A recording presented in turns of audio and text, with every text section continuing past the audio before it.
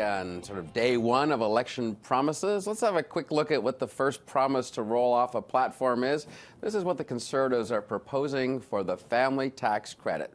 All right, so you get a tax benefit that would provide relief for about 1.8 million families, save families an average of about $1,300 annually. About $50,000 worth of household income can be shared for tax purposes. So, for a look at the impact of this tax change as it comes into force after the next election campaign, seems a little far down the road, we're joined by David Quist, Executive Director of the Institute of Marriage and Family. Welcome to the show. Good to be with you. Thank you. Tell us a bit about why you think this is good, and maybe we can get into whether it's not being dragged out a little long for a campaign promise. Sure. Why is it good? Well, it's good because the number one issue that faces families today is family finances. Whether you're just starting out as a young family or whether you're a senior citizen looking at retirement, our research has shown, and other organizations as well, that the financial implications is the biggest challenge through all those different demographics.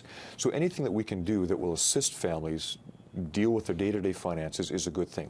4 years ago, we saw income splitting for seniors with their pensions, and at that time I said, this is a good thing, and it's a good start, but it's only the first step. The next step needs to be family income splitting, which is now not in the budget, but it's proposed at least in the election platform. But I've never seen a campaign promise that doesn't even kick in until probably after the next election. That's the fly. That must be a little slow for your taste, isn't it? That's the fly in the ointment. We've been pushing on this one for 5 years now. We got to wait another 5 years. You're gonna have to wait. I guess I got my work cut out for me for the next 5 years as well. We asked Jack Mintz at the University of Calgary to do a paper for us on this. Jack is one of the foremost tax authorities in Canada and well known, and he crunched some numbers for us 4 years ago and said, this is a good thing. This will help families over the long term as well. Disappointed that we're going to see it not for the 5 years, and that the idea that it will have to wait until the budget is balanced. What else will occur in that 5-year span right now?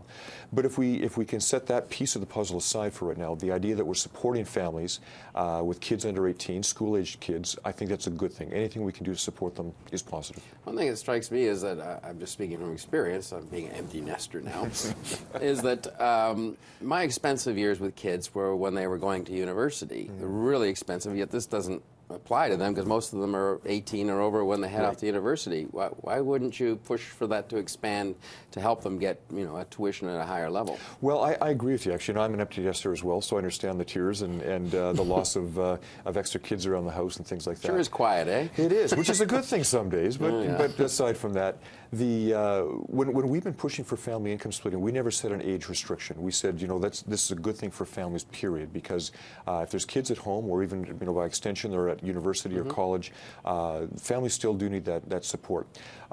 One way to look at it is we do have our ESPs, Registered Education Savings Plans, which will perhaps the savings from this could be put into that and sort of use that to support the kids at that point as well. So anything that supports kids, supports families, and can be used for short-term and long-term benefits, I think is a positive outcome. Would it be better to target it, like give the benefits for kids doing certain things, rather than just say, here's $1,300, which, to use something that was said in the last campaign, it could be used for beer and popcorn, I think one of the Liberals said, which is highly unlikely. But I'm just saying, is a tax credit, just because you have kids, going to make sure there's a benefit to the kids? Well, that's an interesting question, and the beer and popcorn statement was infamous and has ridden long since that election campaign. One of the benefits of leaving the money into the pockets of the family without strings attached to it is they can decide what's best for them. Your family and my family might be very similar, but we might decide to use those funds in different ways. I think that's where the benefit is that way, that we can ensure that what's best for one family isn't necessarily best for the other. One size doesn't fit all the time. Okay. David Quist, thank you very much for coming and appreciate it. Pleasure to be with you.